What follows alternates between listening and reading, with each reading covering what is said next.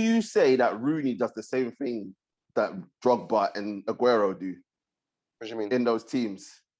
You take out Didier out of Chelsea, put Rooney there. No. Easily. No. Easily. No. Easily. No. Spartans! What is your profession? Yes, people, another edition of Knightz on the Run Table Discussions where we discuss all sports all the time. Got my guy, The Truth, in the building. How are you doing, sir? It's good. All going good, man. Weather's not too cold, even though it's December. I've been enjoying it. I felt like taking off my top. I'm going around in my t-shirt, fam. That's how warm it is. What?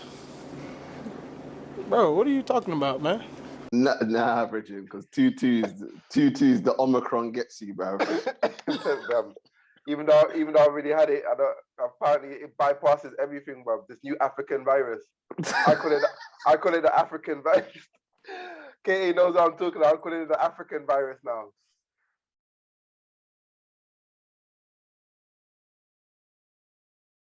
Oh man! Listen, there's no discrimination on this show. Fam, this is a discriminatory virus, fam. This is just no matter what. Only the African variant, yeah, can bypass everything and still get you. We still get you. Hey, big up all our fans from Africa. No, hey, I know STN and KE gonna try to say something. I'm playing. Listen, but why is there no Caribbean variant? That's what I'm saying. We don't mix our meat in stew, fam. We our judgment ain't into that, innit? Our judgment ain't into that, bruv. Like they're on some next thing, bruv. They're all about bringing down the government and that. Whereas these men are trying to bring down the whole population, bruv. Population control. Telling you. No, I was watching BBC, yeah. Jota just scored. Yes, guys, they're watching. They're keeping up to date with the results. Of course. Bro, I was watching BBC News, yeah, bro. The amount of fabricating that they're doing with these numbers is unbelievable. Like one woman was on there, yeah, saying there's only like 11 hospitalizations from Omicron, bro, and there's only been one death. 2-2, you got Boris on the thing, yeah, saying there's like 7,800 million hospitalizations from Omicron, bro. 600 million deaths. This is what I'm saying, like, when people want us to do stuff here, but who do we trust? Who do we believe? This is it. You can't, bruv. DTA, bruv. DTA. As Stone Cold used to say, bruv. Don't trust anybody. Don't trust Arteta anyway. Arteta in. I've got a lot to say about that, especially, you know, when we get there, but let's save it for now. Yeah, we'll save it for now. People, as you know, Footie Chat again. I told you there'll be another dose, as they say. They're telling you to get the boosters. This is your booster of Footie Chat back in the building, obviously. Weekend games may or may not be coming up. We don't know. We're gonna get into that.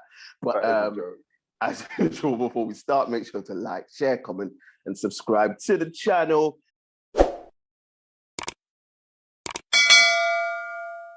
Get the likes up, get the subscriptions up, all that good stuff. As I say all the time, share. We are here. And don't forget to join our social media pages as well. Links are in the description. We were speaking about Omicron because it is the big thing right now in the Premier League. It's causing all sorts of problems right now. Games getting cancelled, players getting COVID. It's just a madness. Like, it's an absolute madness. And it's culminating in no one knowing what's going on. 14 games have been called off in the past 3 weeks, in the men and women's game.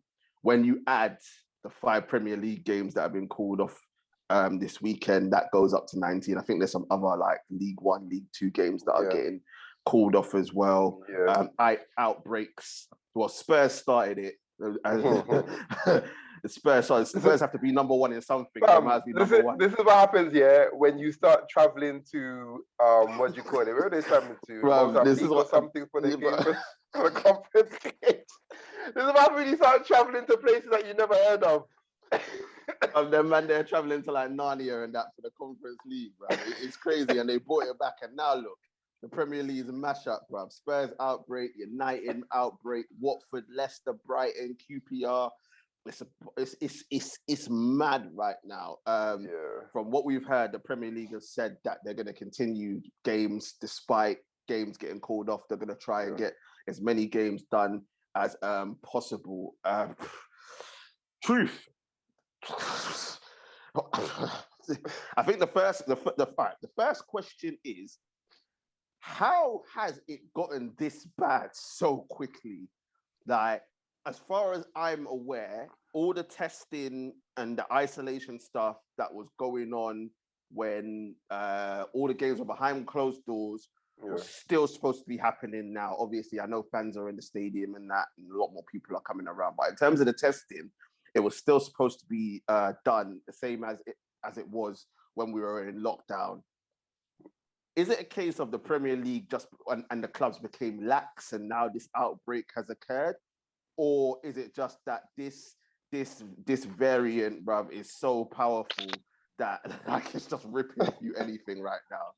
Now the football was copying what was going on in the UK at the moment, where people got lapped. I was saying over 2 months ago that we should have been bringing in safety measures for winter, because what's going on now is just like, it's a mixture of everything. You got flu going around, you got Omicron and variants.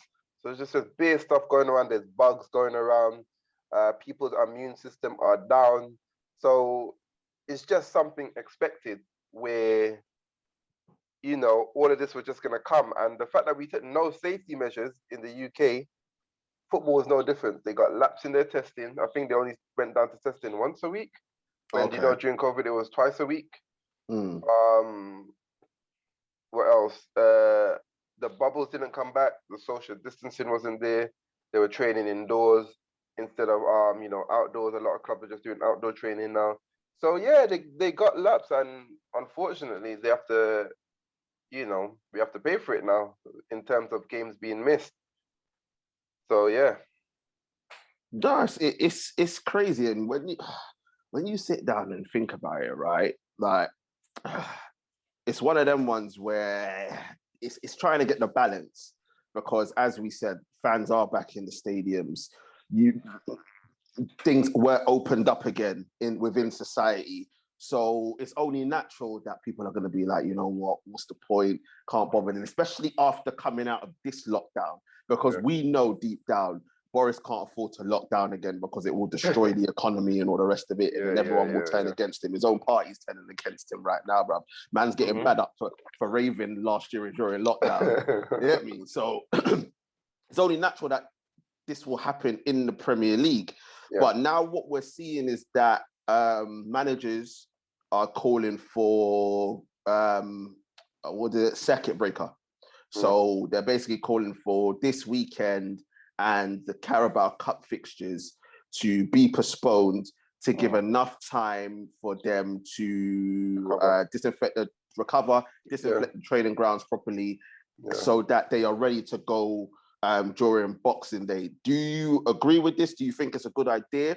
Or are you on the same wavelength as the Premier League, where they're saying we just need to get as many fixtures done as we possibly can, and so be it? There does need to be a circuit breaker in the Premier League. They need that week to 10 days where they can, as you said, clear the facilities, disinfect everything, get everyone back, get everyone testing constantly, so we could get more of a broad idea. Right now, I guarantee you there's players out there that are playing with COVID. Yeah, 100%. And it's just gonna, get worse. People, at least in those 10 days, you can find out exactly who has COVID. They can go isolate. The spread will reduce. And as you said, equipment, wherever you got, facilities could be disinfected. I see where the Premier League's coming from. There's no time. There's zero time to get games in. Like, so I don't know what's going to happen in terms of all these games being cancelled, but they're going to have to work something out. For me, there's no issue. There's no World Cup next summer. There's no Euros. It's the perfect time to extend the season. Just add on an extra week, extra 2 weeks, extra 3 weeks, what you want to add on. Add that on to compensate for what you missed now. I know why clubs are saying get it on for Boxing Day because that's the most lucrative games. You know, Boxing Day batches, that's lucrative for them. So they want to get it back for that. Yeah. So yeah, no, I see where everyone's coming from, but I do think there needs to be a circuit breaker. The issue with extending the season is that you got to remember, yes, we haven't got any tournaments in the summer, but because the Qatar World Cup is in obviously November, basically the league starts earlier. Yeah. So the players are going to have a shorter break because I think they start like the first week of August or some nonsense like that. Yeah, so that only realistically gives them a month off, and then they're back in for pre-season and then back in. Yeah. So it's going to be very difficult. Now, I agree with you, but I think because of the turnaround and the fact that they're going to be having a World Cup whilst the season is still going ahead. Like you got to think about the players in it, and they're getting paid all that money, but they still are only human. So I think that's why they're trying to get as much done as they can. But I 100% agree with you. There has to, and I agree with that. I think it was the Brentford manager that was saying this. Yeah, there has to be some form of break, man, because if you keep carrying this on, eventually it's going to happen. Eventually it's going to be like everyone's just going to be like, you know what, forget about it. And it looks like it's going in that direction already, where teams are just like, even if they've got like 2 people with corona, they're just like, you know what, like let's just postpone all these games and have the circuit breaker, and then just say, you know what, we come back to Boxing Day and we go again. Because we're seeing it in other sports. I think the West Indies are in Pakistan right now. I think they've just done the last T20, but after that, they're all going home. Yeah. They're all going home because of Corona. In the NBA, a couple of games have been cancelled as well because of Corona. So it's all a bit mad right now. Curtailing everything.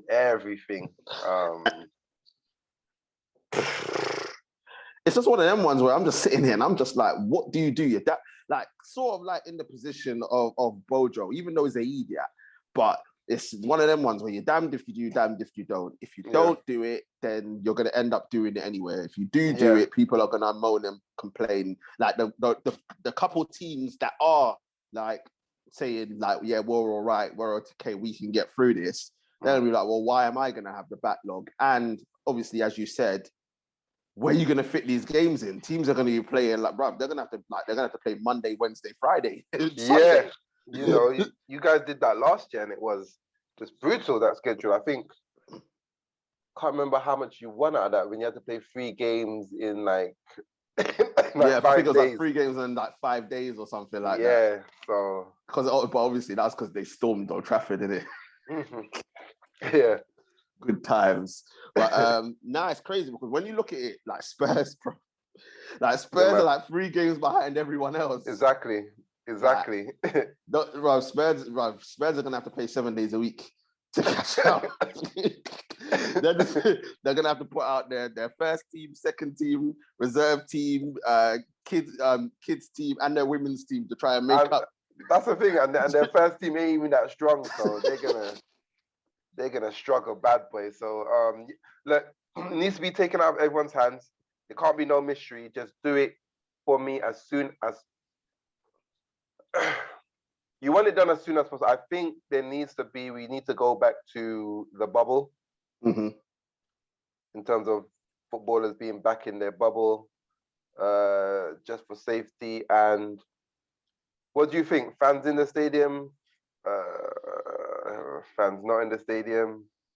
Well, I think the justification will be because Bojo's now said that you have to be double jabbed or negative lateral flow test now to get into stadiums. Yeah. I think that should be enough to get through it. However, let's be realistic. How many of these stadiums actually check that stuff? Let's be real. None. I can tell you right now, not naming any stadiums, but you can easily bypass those lateral flow tests. And a lot of fans do and did to get into games. So shout out to you, innit? Saying that it's nothing. Saying lateral flow test is nothing. And there's black market people handing out those fake jabs. That's why I said shout out to you, innit? Handing out them fake thing passport. But this is what the authorities have made happen. So it's not like lack of leadership and lack of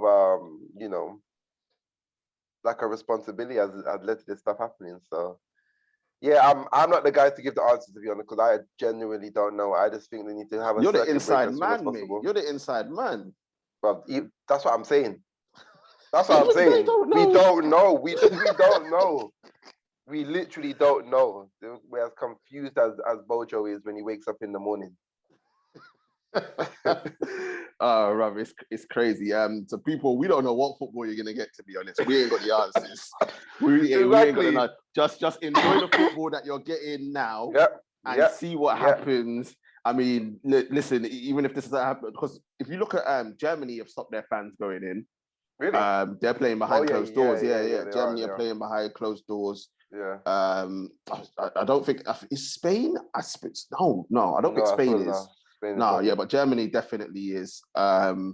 So yeah, people, we'll watch this space and see what happens. It might be that they might have to go back to not letting fans in stadiums.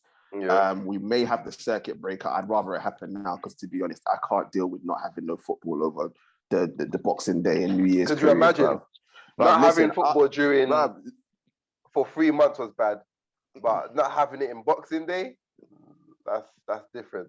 That's going to just force people to actually have to talk to their families, bruv. Like, it's like...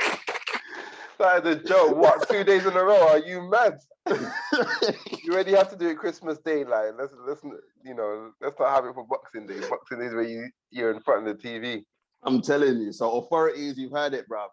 Force the circuit breaker so we can have our football over the Boxing Day and New Year's period. But yeah, we ain't got the answers for you people. We just got opinions and that's what it is. But moving on to current events, the big game yesterday, the game that the team that won it gets back into the title race. It was Arsenal versus West Ham. Big Arsenal, fantastic performance from the team. Made West Ham look ordinary. Coming out with a 2-0 win. Mike L galvanizing the squad and getting them to perform. But yeah, it was a 2-0 win over West Ham. We are going to get into the main topic of conversation, but just based on the game truth. What were your thoughts on the game yesterday? Credit where credit is due. Since the Everton game, we have had a change in mentality. We've had a kind of change in mentality into how long we actually keep up our intensity. It's not a full drop off, which I think is the way forward. Against Southampton, I still don't like that we go into counter-attacking football, but against Southampton, we were throwing more numbers forward to try kill the game off. Yeah. West Ham, we kept up the intensity for a lot longer, even though we did again revert to counter-attacking football. I do not want us to revert to that. I don't like the fact that Arteta is learning on the job because there's a lot to play for. And clubs like United, Arsenal, you can't have managers learning on the job. You need to have experience so you can manage situations a lot better and a lot quicker. But credit to the team, I think they got together. I think they had a talk about it. And you can see the intensity is lasting for a lot long. What I expect To be honest, when I thought about it in hindsight, I made a prediction 2-2. But when I thought about it in hindsight, I was like, West Ham are leggy. That's what I thought that as well. Yeah, the Thursday, Sunday fixtures took, this is where it starts taking it out of you. And us, we've just been being played once a week. So we should be fit enough. Our players should be fitter than anyone else in the Premier League right now. So, but credit where credit is due. 5 goals, no goals conceded. But still, the reverting to counter-attack after we scored the first goal is still a concern for me. No, fair enough. I watched the game, and I think in the first half especially, you pressed the shit out of West Ham because they just kept giving the ball back to you. Yeah. Saka was good, but West Ham gave him way too much space to play. Definitely. I like the way that Lacazette played. He was picking up pockets of space and dropping in deep. Martinelli, who's been like one of the people that people have been shouting for to start. To be fair to him, like Saka and Smith Rowe have done a good job to keep him out of the team. So I can understand why he wasn't played, but still, Martinelli, I like Martinelli. I think he's a good player. Yeah. Back four looked all right. Well, Antonio had nothing, but Antonio's looked bad for a while. They look better against West Ham than they did against Southampton, because Southampton, those first 20 minutes, we were awful. The goal did change the game, but Ramsdale still got man of the match, which I don't like seeing. I don't like seeing my goalkeeper man of the match. Listen, I'm used to it, mate. I don't like it. It's such a false sense. It's a false sense of victory if your goalkeeper's man in the match. That means, and you know what? It makes defenders look better than they are. Your goalkeeper, the last line of defense, for being the last line. I prefer my defenders getting man in the match over the goalkeeper. At least you know your defender. But when that means your defense has been awful when you have to make more. I think it was 5 top saves you have to make against Southampton. That's too much. Yeah, that's a lot. And the thing is, when you look at it, if your goal, like, you don't mind your goalkeeper being man of the match for the odd game, but when your goalkeeper's consistently getting man of the match, like, that's an issue. As I said, like, I'm living it. I'm still living it now, bro. Like, the guy right now the guy right now is on course to being player of the season. Remember the time when he won like 4 seasons in a row or something? Yeah, player of the season. That's like, mad. It was stupid. That's how bad we were. That is how bad we were. But with Mike L, right? And this is one of the issues that I have with him is and it's something that you said about counter-attacking. Why is it that he doesn't like to go for the kill? Why is it that he'd rather go up and then sit and wait and see what happens rather than saying, puff out his chest, say, we are Arsenal, and go and absolutely blitz games? Because West Ham were there for the taking. They were awful last night. You have to remember, with 10 men, they probably played the best with 10 men that they did. They played the best when they got a man sent off. Yeah. And it's a very simple answer. He just doesn't have the experience. He doesn't know what to do. It's something he's going to have to learn. And this is the issue that I have with Arsenal fans that are saying, give him time. I'm like, we saw what giving Ole time did. If you don't believe that Michael is the man to get you to the next level, what is the point of him there? We need managers that are there to get you to the next level. We don't need transitional managers. Not at Arsenal, not at United. Yes, at Tottenham, because they haven't won a trophy, so they need to transition into that team that are constantly winning trophies. But Arsenal United, you don't need transitional managers. I don't even care if it was after Mourinho. You don't need transitional managers. You get what they're doing now, interim manager. If you're forced to sack somebody interim, then whenever you get your main guy who's going to take you to challenge. Because if you're staying the same, the gap with Man City, Liverpool, Chelsea is just going to keep on getting bigger. Getting bigger, yep. 100%. 100%. And this is the thing where, because we kept Oli for so long, that's why we're now so far behind. Yep. And you lot don't want to be in that same position because you keep Mike L you're gonna be. I mean, you lot are already millions of miles behind, right? And remember, we're millions of miles behind, so you lot are millions and millions of miles behind. Do you know what I mean? So, and you don't want to fall back even more because, as we've been saying, like we're in the situation now where we're competing with for fourth spot. Yeah. But there's certain Arsenal fans that saying that you lot are even competing for fourth, bruv. You lot are competing with like Wolves and Aston Villa and Brentford for like 7th or 8th. Yeah, let's be real. 2 results for me, and I said I do not want to get into the same trap that United fans got into, where every win it was like a change. Yes, we're the best, and every loss is like it was a different change. You have to keep the same mission. My thing is, after 38 games, where are we going to be? And the inconsistency is a problem with a manager that's learning on the job. But I'll tell you what, though, for the first time yesterday, remember what we were talking about, cohesion? Yeah. First time yesterday with the 3 youngsters, well, with mostly older, even though the front 4 is where I start seeing some cohesion, some chemistry. Especially when Smith Rowe came on, you could see Saka knew where Smith Rowe, and that's what we need. That's what we need. I don't think you guys have that at all yet. I don't think United have that at all in any way possible. And from a coaching point of view, I can tell you it makes a big difference.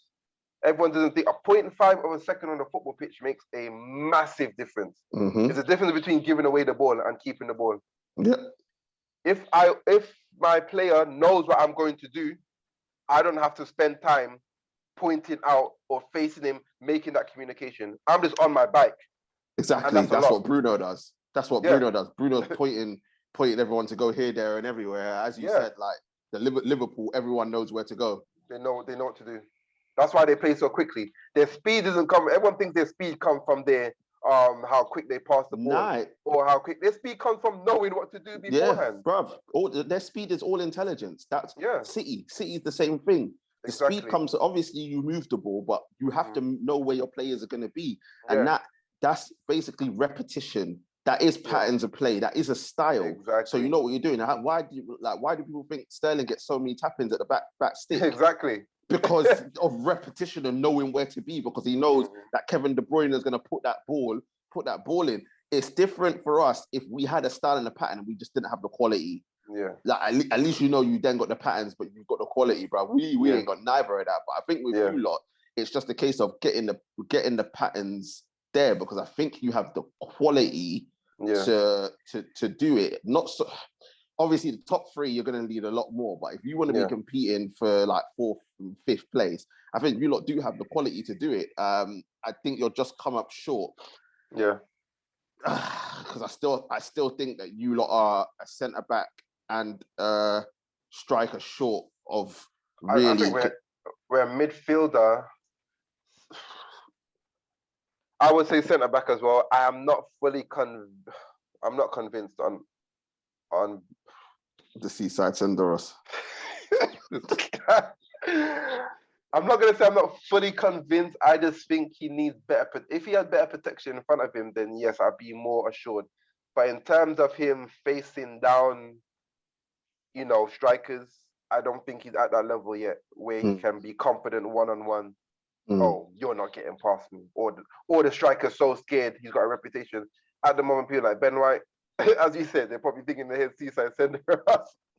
I can bully him. So yeah, I think we are a few plays away from getting challenging for the top 4. And the only way I can see us getting to the top 4 is if other teams do poorly now. If you do poorly, if even Tottenham do poorly, because I'm worried about them, because as bad as they are, they have a manager that knows. Yep. They have a manager that knows. And that's what people are forgetting. Like, as bad as they are, Conte knows what he's doing, bro. He knows what he's doing. And the thing is, as much as they don't want the games postponed, every day moves closer and closer to the January transfer window. Yeah. Where he gets his, obviously, Tottenham ain't got no money, but it gives him a chance to try and see what he can do. And I think if he was to get 2 players in the door and get, because I think expressions were saying Dele Alli's on his way out, bro. Like, he wants him like he's actually looking like, where did he come from again?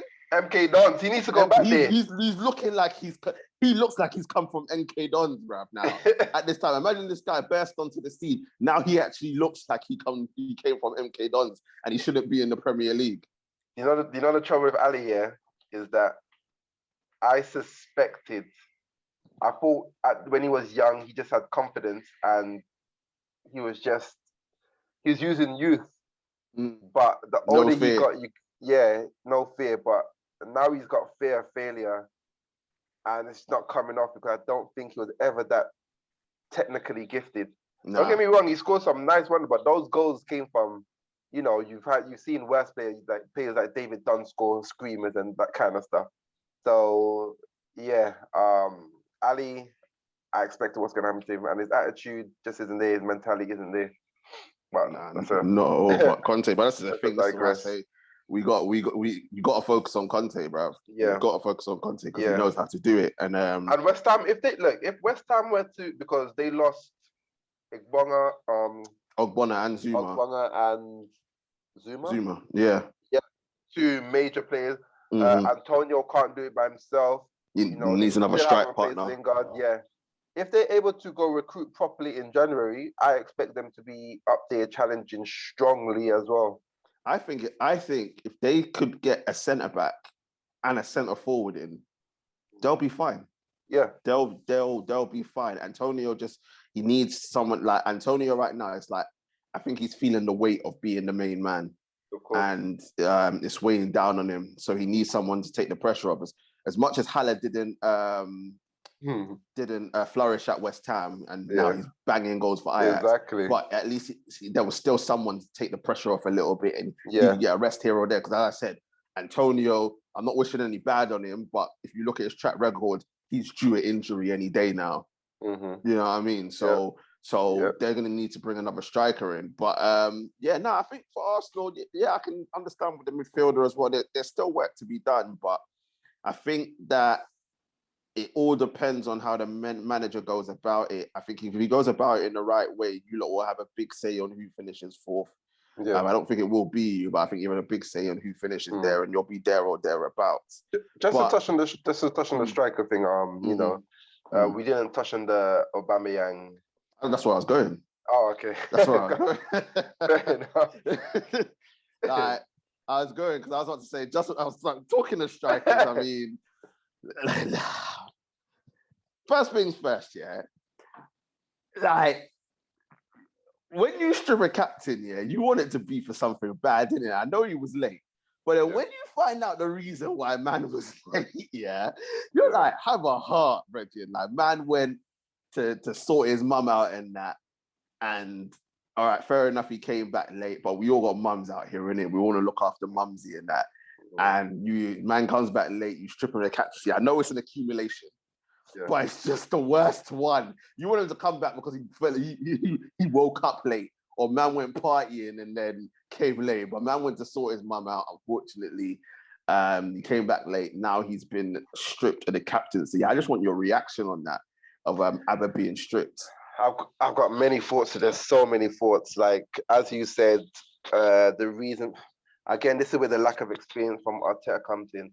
But before I credit Arteta, I'm going to attack him first, because there's something that I dislike more than, as a coach, there's something I dislike more than anything that he does. And he learned this from Pep. This is something that Wenger, Ferguson never did. You do not air your dirty laundry in public. Keep it behind closed doors. I know it was a leaked, but even when it was leaked, keep it behind closed doors. Be like, the only answer you have to give to the media is that it's being handled internally. We take care of it, or it's being swept under.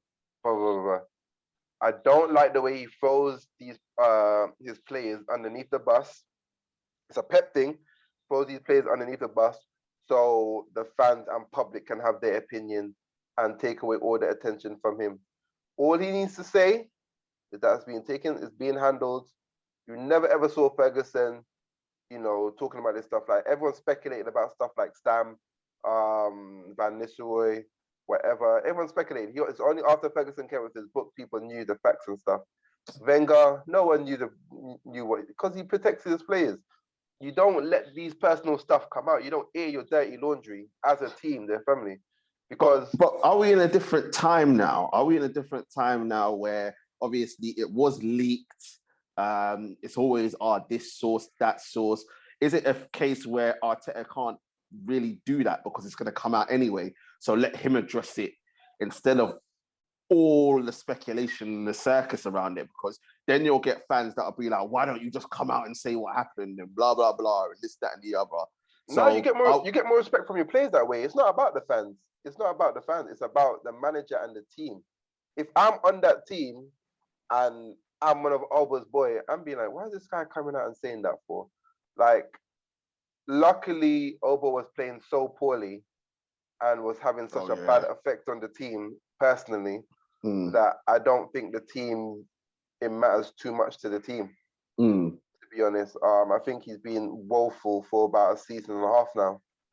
Ever since he got that new contract, and he like Harry Kane is 1 foot out the door.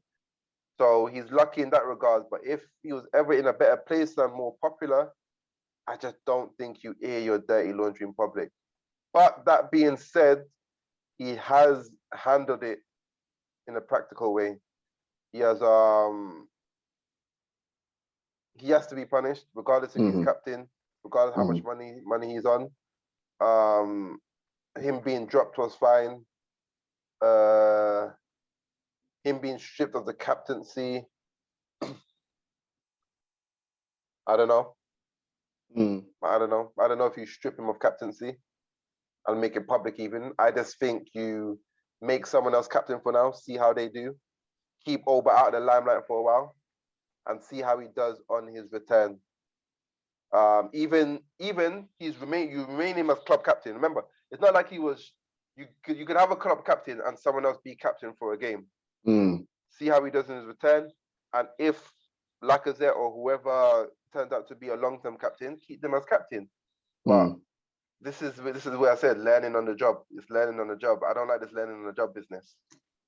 Nah, fair.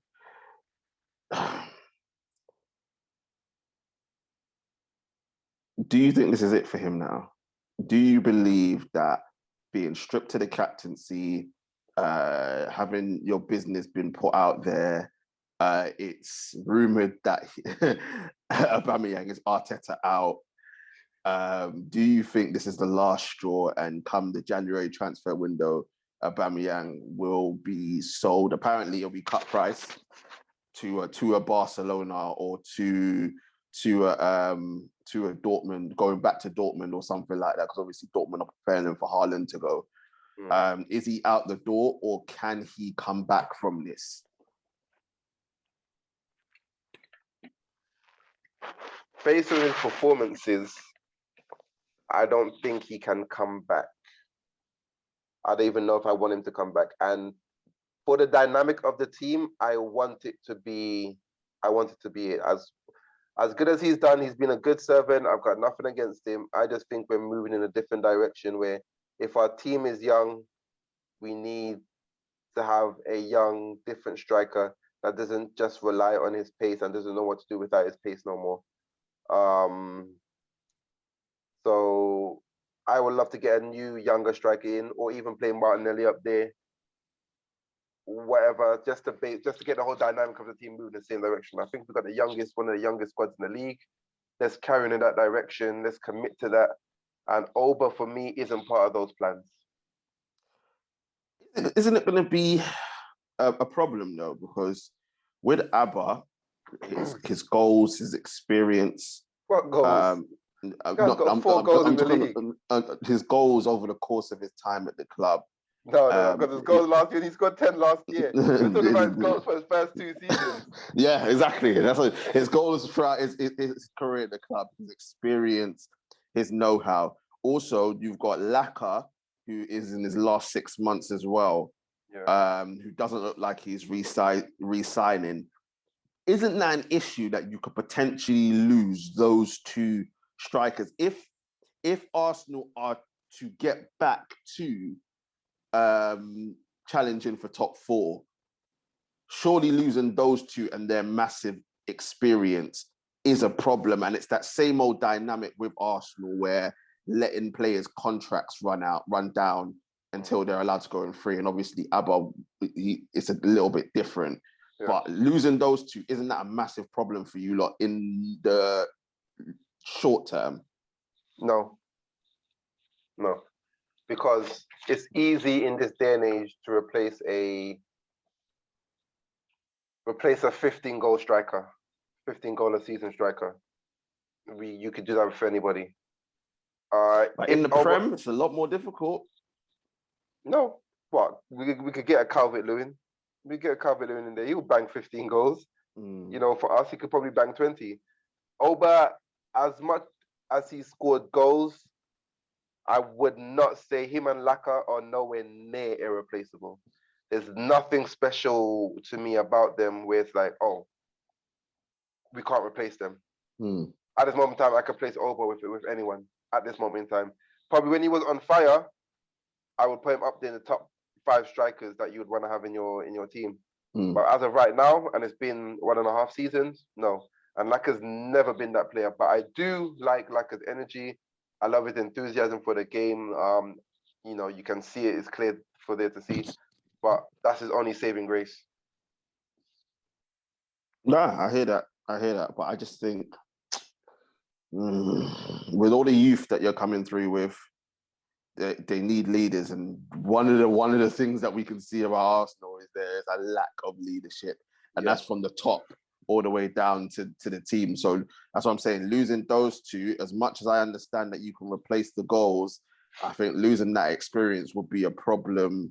But have they been leaders though? I mean, Lacan is showing it a little bit now, but it's only been 2 games. Oba's never been a leader.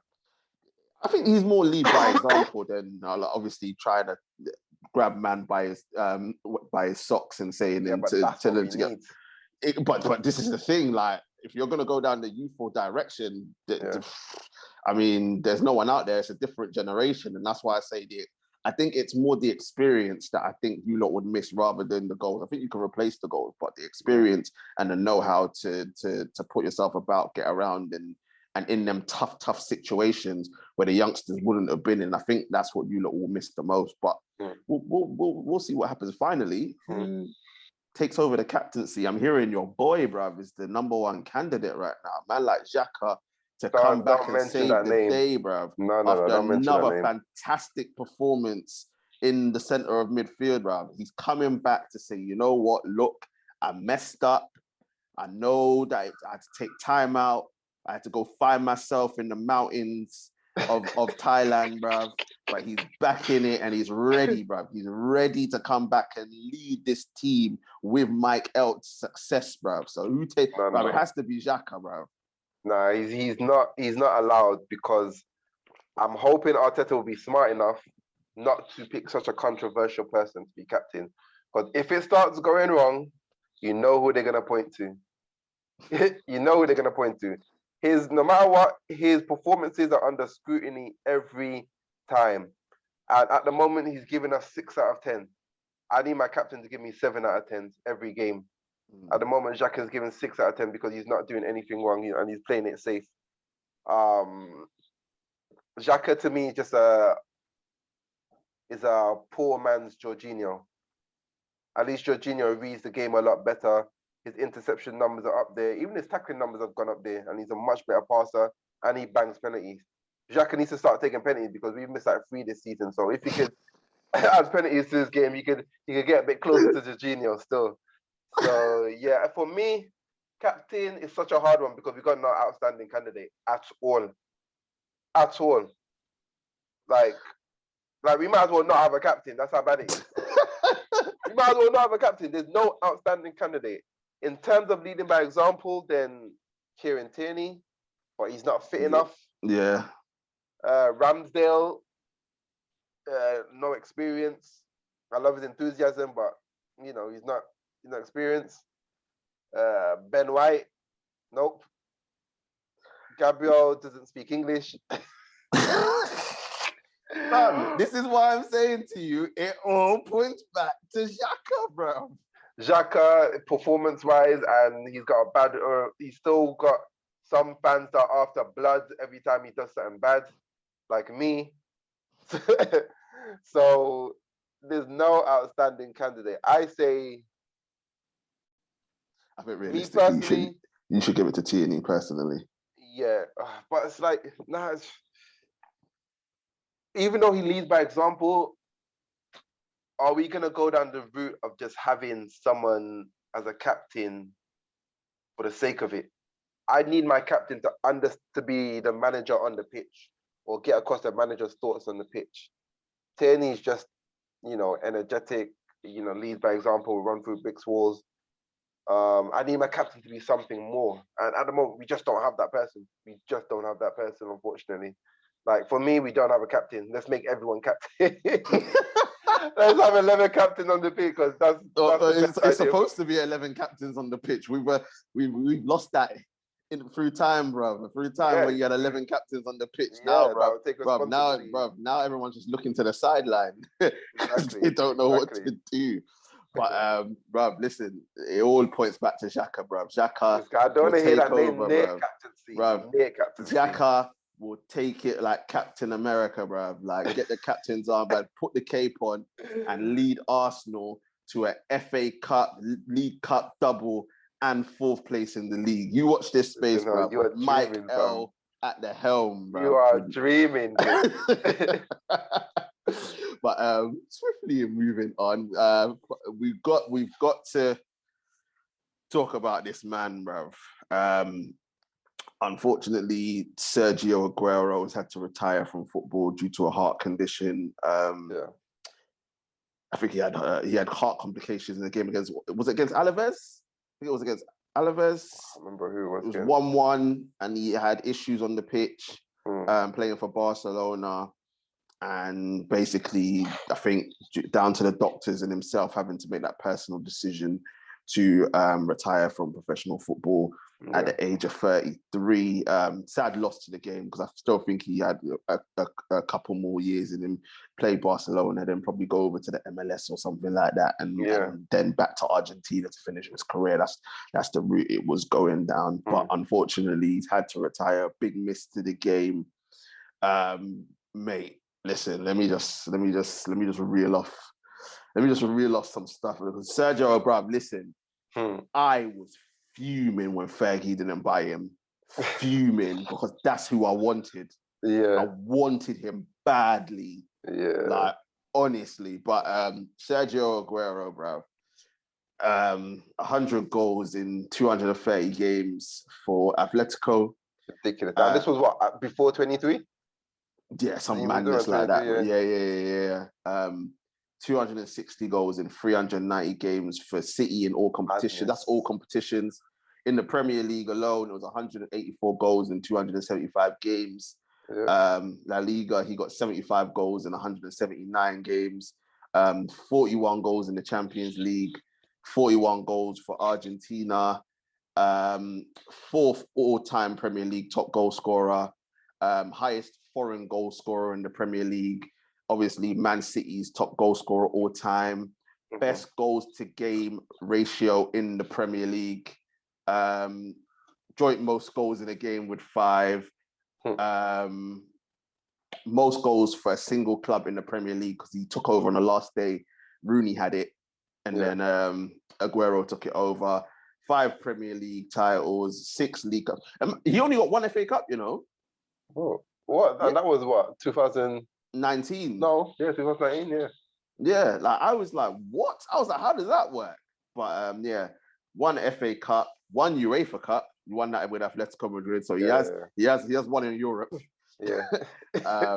1 UEFA Super Cup, obviously winning the Copa America in the summer, and he's got an Olympic gold medal to boot. Mate. Truth. Listen, like, Aguero, for me, when I put together my Premier League all time, Aguero is in there as one of my front 2.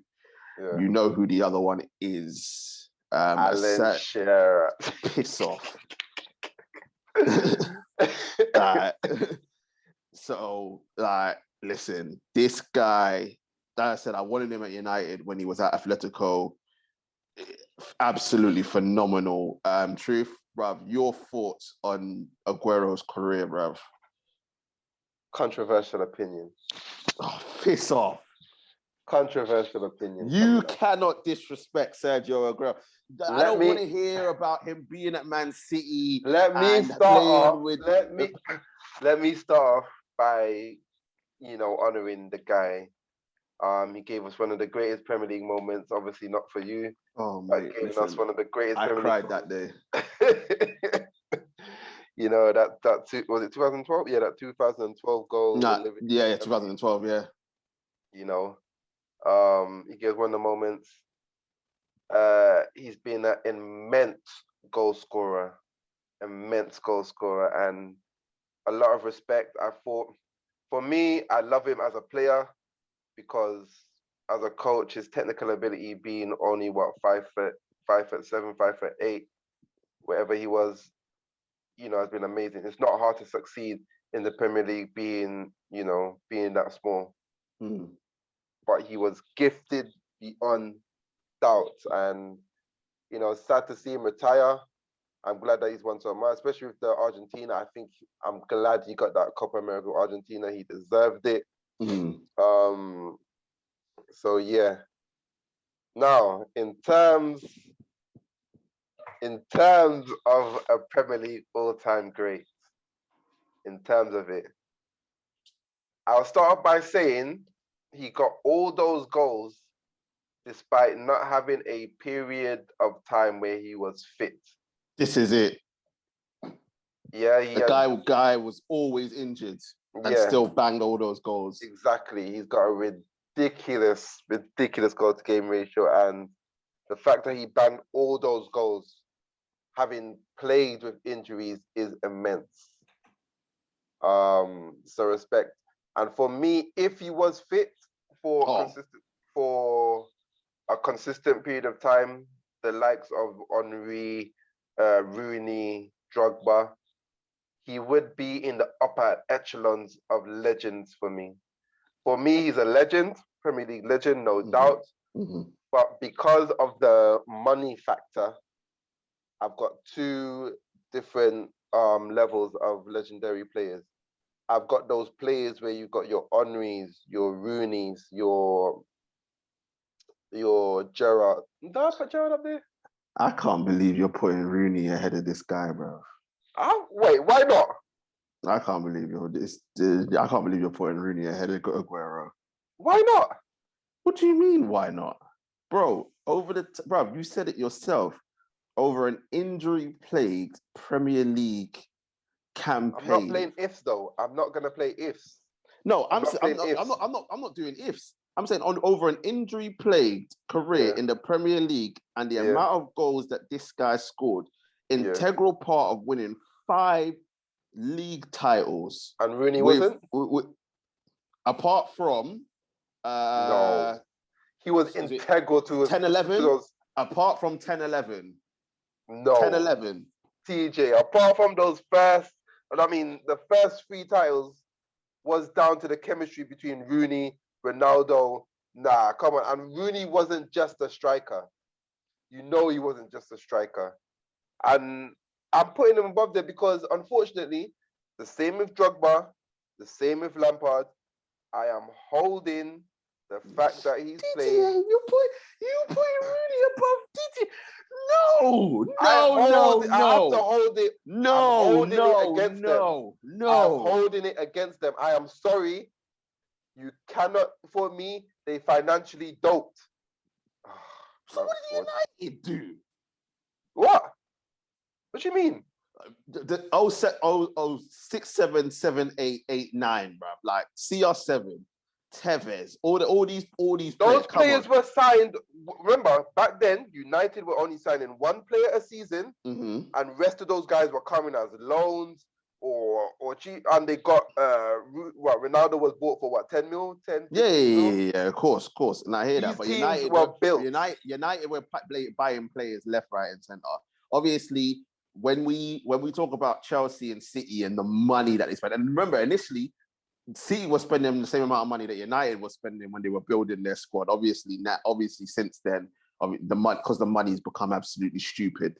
Like I see what you're saying, but City was spending the same amount of money. It's just the fact that they could go and spend 30 million on 6 players instead of spending 30 million on 2. But in that period where Chelsea was spending money, United were spending money as well. That team that Fergie built 07-08, like money was spent, not the 60 million on one players, but getting the players in place to try and get them in. That's the journey, though. That's the journey you want to go through. That team was City did the same thing.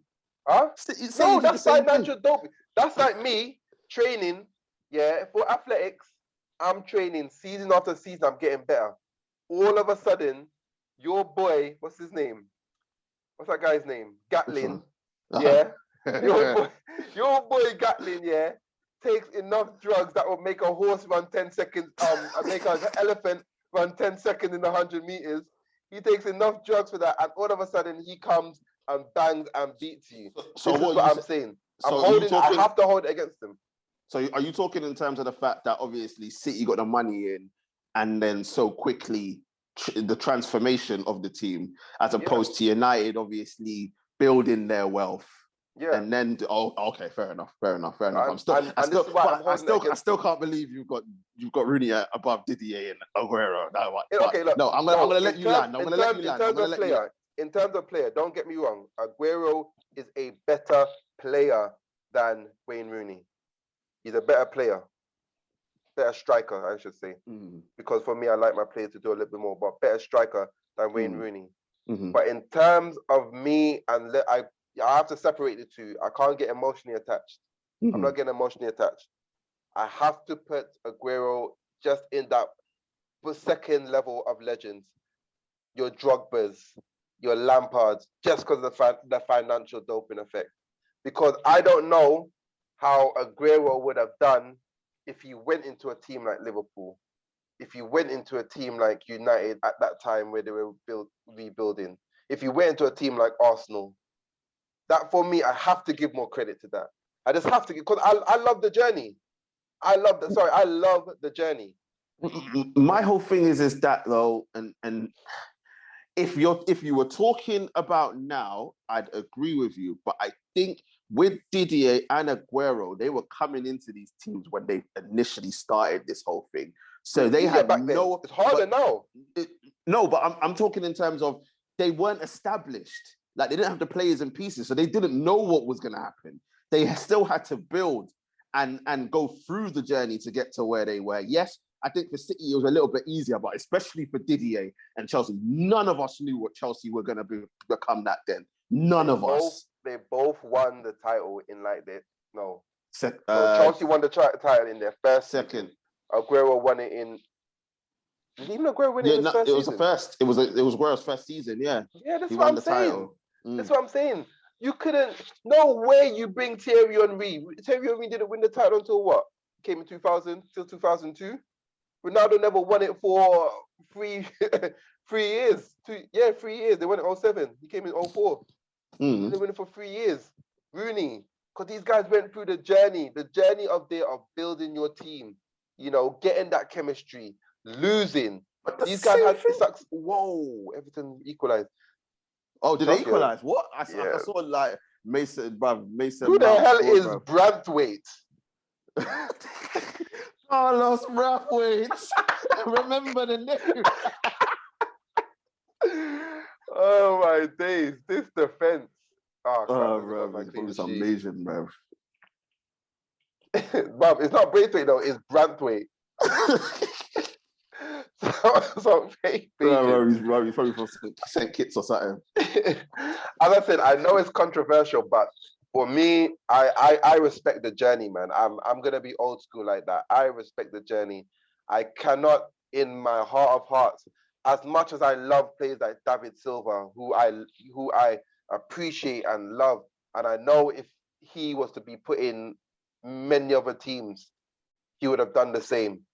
But that Aguero City would have team, done the same. Aguero would have done the same. All right, let me pose it to you. Do you say that Rooney does the same thing that Drogba and Aguero do what do you mean? in those teams? You take out Didier out of Chelsea, put Rooney Easily. there. No. Easily. No. Easily. No. Easily. No. I understand. Easily. I understand what you're saying in terms of, because obviously you're saying Rooney was you're saying Rooney was more of a complete footballer because he could obviously do a bit more, but he doesn't get the goals that Drogba and Aguero get. He doesn't does, have though. the Rooney was a big game player bruv, too. Listen. Wayne Rooney, bruv, what it took him 25 years to get the amount of goals that he did in the Premier League. No. That's unfair. His role Nah. His role. He was all. Remember, first he had Saha. First he had Van Nistelrooy. Saha. Then he had Saha. Who came in Tevez. Berbatov. Yeah. Rooney was happy to play that LeBron role. Rooney was happy to always play the LeBron role and sacrifice himself. He wasn't that guy. He wasn't that guy. He wasn't that guy. No. You're LeBron role. No, I agree with the LeBron role. I'm saying he wasn't that guy that Drogba and Aguero were. He didn't have that killer instinct. He wasn't. He just wasn't. Drogba was not a killer instinct. Drogba goals per game ratio. Aguero's killer instinct came because one chance, one goal. Drogba's killer instinct came from being that big game player, bro. Rooney wasn't that. Rooney wasn't a big game player. He was not that. He was not that. I cannot agree. And you know, like Wayne Rooney played for Man United. I don't gas Rooney up as much as other people do because I have it's just my preference. Don't get me wrong. Put Rooney in this generation of players, I probably call him the greatest player in the Premier League because that's how much we're lacking in terms of players like that with that sort of ability. But for me, he just wasn't that guy. He wasn't that guy to turn up at the big moments. You couldn't rely on him like that. Because there's two types of big game players. There's two types of big game players. There is and Aguero and Drogba are the two comparisons. Aguero, that person that will get you that goal. Didier Drogba, the one that will, literally just take the game by the scruff of the neck and just somehow bundle the ball into the back of the net. That's the thing. Rooney was the type of guy that in a big game, I have no issues. I'm not saying that he was like an early Ronaldo who would go missing. Rooney in the big games was always going to, he's going to leave his body on the line. Yeah. Of course, no issue with that. Hellfire and brimstone. And the one thing Rooney never did was went missing, but he wasn't that guy for me. I like Didier and Aguero were two different levels above in terms of being a striker. And we know that Rooney was, what do they call it? 9.5? Is it 9.5 that they call it or whatever it is? Like doing both of them. But nah, for me, and this is a debate that we're supposed to be eulogizing about and his retirement. Like the truth and I will get into this. Like we're gonna have to bring this debate. We're gonna have to bring this debate. This is a controversial opinion. As I said, Aguero, I love that he came to the Premiership and he banged. I honestly do. Like I've got nothing but full respect. And for me saying he's in the second level of legends, that's no disrespect to him. I'm just talking personal opinion. Yeah, personal preference. Yeah. Personal opinion. But I know I stand alone in that. One of the people that stand alone. But in terms of there's no one out there that could appreciate Aguero more than I do. Mm-hmm. You know, from a coaching aspect, I teach kids how to play and be a striker like Aguero does. There's a few goals that he scored that's just ridiculous. That was just, I remember the goal at Liverpool where the angle was so acute that he banged it in. Yeah. He scored screamers from outside the box. He used to turn people inside out. He scored his record against us. His record against, I remember a couple goals that Aguero scored against us, and I'm just like, his record against you was amazing. So I think the only teams he loved playing more was Chelsea and Newcastle. Yeah, he loved Newcastle. You love playing Chelsea as well, though. Yeah, you love playing Chelsea as well. I thought Chelsea were going to score then, but listen, Sergio Aguero, bro, like. Listen, City got a good one there, innit? You know, like just like the David Silvers in this world and the Yaya Toures and the Vincent Companies. And I mean, when you say all those names, Truth, I'm trying to think, am I missing anyone out? Like, obviously the Fernandinhos and obviously KDB's there right now. That's why I heard against him. I'm sorry. Like, where do you put Sergio Aguero amongst the recent Man City greats? Does he top that? Or I know you love David Silva, but for you, I love David Silva, but Aguero, top goal scorer. He's literally the Alan Shearer to Newcastle, the Henry to Arsenal. What can I say for United? I want to say Rooney. The Andy Cole, bro. The Andy Cole, bro. Don't disrespect Andy Cole, bro. All teams love a striker. That's their hero. That's the guy that gives them a moment. And there's been no player that's given them a better moment than Sergio. Mm-hmm. And he's given them so many of them with his 260 goals. That's, by the way, that goal scoring ratio is ridiculous. Bro, it's dumb. It's dumb, like, because you always see it on they put it on the graphic, Aguero's goals to game ratio, and it's just stupid. And it's just like, bro, like, this guy was always injured. Exactly. He was always injured. Like, he only won the Golden Boot once. I think it was 14-15. And it's like, but this guy consistently scored like 20 goals a season. I think he only got Team of the Year once. Really? Yeah, I think it was only once he got in the Team of the Year. Like, again, stupid. Like, it don't make no sense. It don't make sense. That's how phenomenal this guy was. And that's why I say, like, without the injuries, if you would have just given him 2 seasons where he played like 30 plus games, he probably would have broke Shearer's record. Let's be honest. Yeah, that's the thing. I fully agree. If this guy was fit, just based on his numbers alone, he would have been up there with the legendary players for me. He would have been joint with, your Shearers, your Henrys, just based on his numbers. If he was to stay fit, I really believe that. Right, listen, Sergio, we salute you. Hopefully, the complications aren't too bad. You get on with your life. Hopefully, we see him in football in some sort again. Yeah. Because, bro, the player that he was, the knowledge that he has and the way that he played the game and the passion that he had for the game, like, listen, is second to none. So, Sergio, we salute you. Enjoy your retirement. And yeah, man, one of the Premier League greats, bro. One of the Premier League greats. But people, that is it from us. Another jam-packed show. Let us know what you think in the comment section. Should the Premier League be postponed? Should we have a circuit breaker, or is it just business as usual?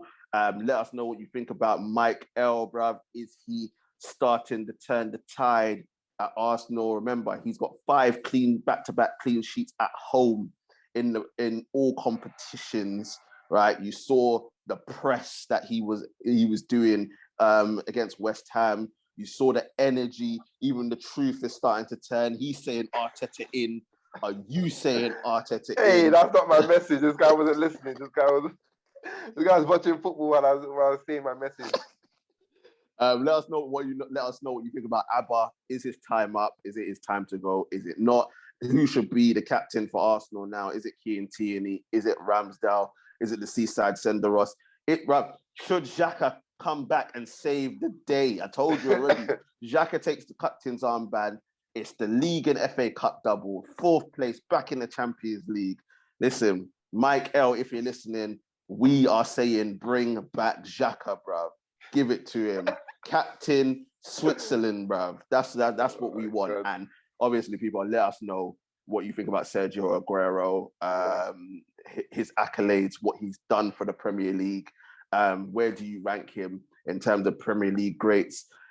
Is the truth deluded in saying Rooney's better than Drogba and Aguero? Let us know what you think in the comment section.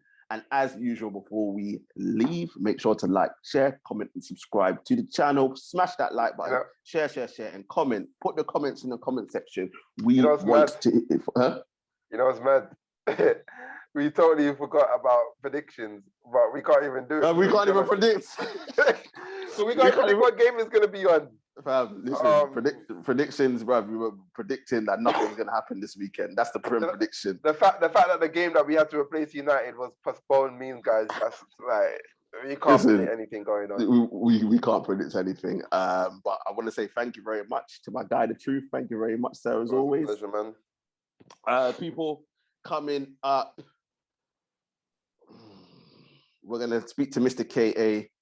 See if we can get NBA talk. Oh yeah, we can get NBA talk. NBA talk, bro. What, before the Christmas game or after? I think I'm gonna try and get him before the Christmas game, but we'll speak to KAC when he comes back from his trip.